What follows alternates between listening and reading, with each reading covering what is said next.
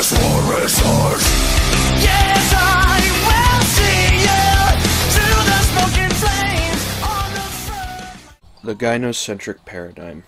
Quite often we hear of the paradigm when discussing the topic of the American two-party political system. We often hear about left-wing and the right-wing. We hear about the left-wing socialist, feminist, and the right-wing traditional conservative. We hear a lot about how they are two sides of the same coin, two halves of the same whole, and two wings of the same bird. That, in fact, isn't some convoluted conspiracy that was cooked up overnight. The paradigm is a very real thing as well. It's not just in politics, but in society, and its attitude towards women and female nature. True, they may be diametrically opposed when it comes to ideology, but when it comes to actions, they are like conjoined twins when it comes to how they behave. You see, you shouldn't just pay attention to the words of a woman and the cuckolds that line up ready to do her bidding. You should pay attention to how they behave and how they operate. See, it's not in their words, but in their actions. The actions between Republicans and Democrats are the same, even though their constant diatribe of how the other party has completely screwed over America. They fail to point out that it's not just the other guy that has destroyed America. They've played a role in it as well. Both parties aren't interested in reforming or changing the system. They benefit and exploit the masses as well. They have an army of ready and willing, useful idiots at their beck and call, ready to act in the way that they see fit, usually at the expense of everything else. The same could be said for how this applies to female nature and society as a whole. See, all one has to do after taking the red pill is observe and pay attention how society and women operate. The feminist and the traditionalist women may try to distance themselves from each other as much as possible. The feminist may accuse the traditionalist of internalizing misogyny when she talks about how women should step up and fulfill their traditional roles as the mother and the housewife, tending to the children, maintaining the household, and serving her husband. The traditionalist may counter with the feminist being the true misandrist and how she actively pursues the suffering and exploitation of innocent men.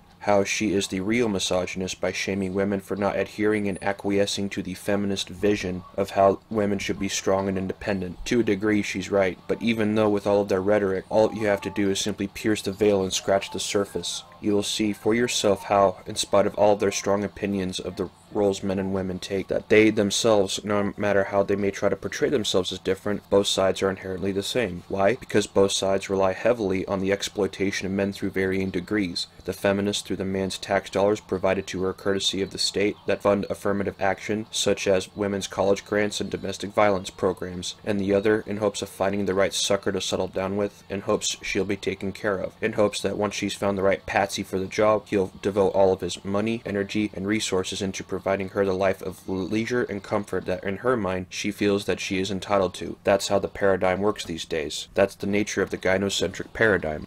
That is how both sides of the coin work in conjunction when it comes to men. It's not just in politics. Many gangs that are at war with each other, gangs like the Crips and the Bloods, they are sworn enemies, despite the fact that they are the same race and how they view the other side as evil. It's nothing more than human tribalism. You have guys up at the top that lead the gangs, they call the shots, they point out who the enemy is, and they give orders to their subordinates. They act the same even though they claim to be different. That is exactly how women behave when it comes to the actions towards men. Remember what I said, that female nature is universal. A leopard can never change their spots. Just as the women who claim to be different in words, they are the same in actions. Women will take advantage of any man that she deems as the right victim once he has passed her infinite shit tests. Both will try to attract men through putting on makeup, wearing the right dress, and show off as much tits and ass in hopes of scoring the right sucker, whether for a night or for a lifetime. Don't take my word for it, go for a walk and you'll see what I mean. Go out to a nightclub, a church gathering, a night at the fair, or any other place, and you'll see this play out right before our very eyes. You will see that how the paradigm works, and how they really aren't that different after all. Both sides work to exploit men, both sides work to ensure that men serve under their heel, both sides have a legion of white knights and beta simps that will come to her when called like an obedient and loyal dog. Both sides will manipulate men and try to play the hapless victim to get them to do their bidding, whatever that may be. I'll leave that up to your imagination. It's really that simple. Just do some investigating like Sherlock Holmes and connect the dots. They operate the same as politicians and the street gangs. The only difference is the color they have and the rhetoric they built out. It's really mind-boggling how the unholy vagina could wield so many power over men and sway their minds. That's all I got. Thanks for watching. Don't forget to like, share, and subscribe. Don't forget to leave a donation for more content. Links will be in the description below. Thank you.